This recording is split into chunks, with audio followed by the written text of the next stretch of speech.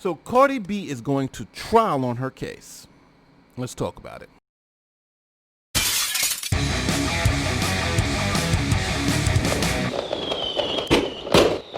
What's going on? My name is Nate the Lawyer. Welcome to the firm. Before we get started, don't forget to like, share, and subscribe to this video. Now, today we are talking about Cardi B. Who is Cardi B? You gotta know this. But for those who don't, Cardi B is a Bronx-born rapper and stripper who've turned megastar. Now, Cardi B is also a very proud member of the Blood Street Gang, specifically the set known as the 5'9" Brems.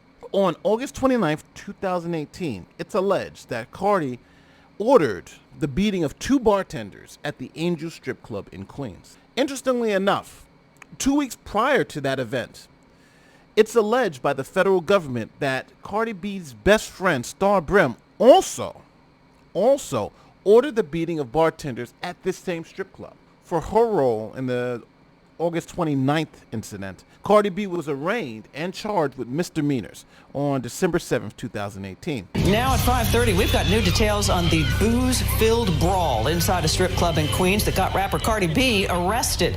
The Bronx native surrendered to assault charges today involving two bartenders in that melee. Now, on April 19, 2019, the next year, Cardi B was offered a plea deal, which she rejected. Now, if she would have pleaded guilty, she would have been pleading guilty to a misdemeanor charge, and she would have received a conditional discharge. Now, this means if she didn't get into trouble for a year, she would have been free to do whatever she wants, right? She'd have been good to go. She would have had a criminal record because the misdemeanor would have been on her record. If you really think about it, this case could have been over in mid-2019 if she would have pleaded guilty to a misdemeanor. Now, you may be thinking, well, having to plead guilty to a misdemeanor may be bad. You know, who wants to have a criminal record? But for celebrities, it's like a rite of passage. Let's not forget Martha Stewart. You know, Mark Wahlberg. He was convicted of some crimes, including racism and stuff like that. You know, and nobody's talking about his past convictions. So having a misdemeanor violation for assault, I don't think would have hurt Cardi B's reputation or career. So since Cardi rejected that plea deal, the Queens DA said, well, hey, we've got more information, and they charged her with a felony. To upgraded felony assault charges stemming from an alleged attack at a strip club last year. The rapper, greeted by cheering fans outside of a courthouse in Queens, is now facing an 11-count indictment. The most serious charge, felony attempted assault. And Cardi was arraigned on that felony on June 25th, 2019. This happens all the time. The DA will say, hey, plead guilty to these charges. You don't plead guilty. They continue to investigate. They find more stuff, and then they raise the charges. Not surprising. So these new charges, these new felony charges, the top count was attempted assault with intent to cause serious physical injury with a weapon. So now Cardi is essentially facing more serious charges and more jail time if convicted. And remember, she could have taken that plea and the case would have been over. But she chose to fight. Now, Cardi's legal team has asked the judge to dismiss all the charges based on New York Speedy Trial Law. Now, I wasn't able to get the complaint, but I can explain to you how this 30-30 clock works. Now, generally in New York, the law requires that the government bring felony charges to trial within 180 days, or about 6 months. And for misdemeanors, the government has between 60 and 90 days to bring those cases to trial. If the government does not bring the case to trial within that allotted amount of time, then that case is dismissed with prejudice.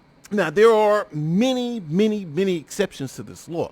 For instance, if you're in the middle of a pandemic and can't have a trial, then that time is extended. Another big exception to that is motion practice, in which the judge is looking to rule on certain motions, for instance, what evidence can come in and so forth.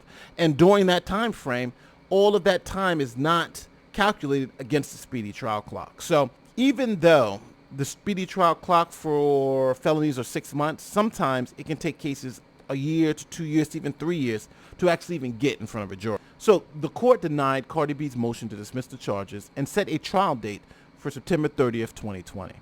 So Cardi B essentially lost that motion that the government violated her speedy trial rights and now is going to trial. Now think about this. If Cardi B had taken the deal offered on April 19th, 2019, She would have been done with the case about a year ago, right?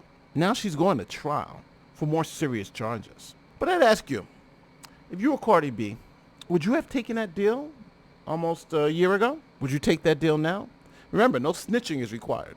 I don't know. It seems like if the real crux of that taking a deal was not having a criminal record, a misdemeanor conviction on your record, for Cardi B, it's like nothing. You know what I'm saying? A misdemeanor conviction doesn't change her lifestyle.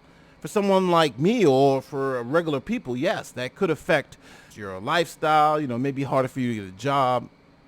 I don't think Cardi B is going to have that problem.